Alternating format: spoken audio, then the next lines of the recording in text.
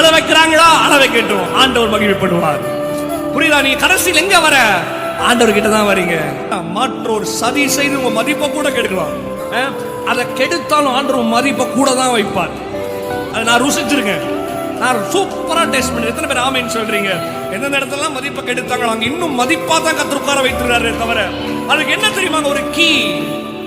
நீங்க வந்து ப்ரூஃபே பண்ணக்கூடாது.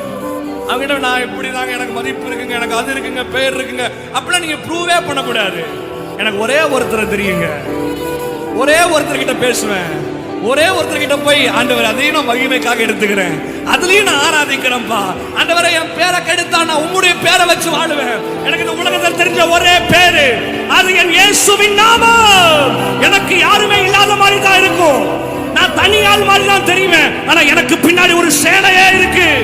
ஏன் தெரியுமா? என் ஆண்டவர் சேனைகளின் கர்த்தர்.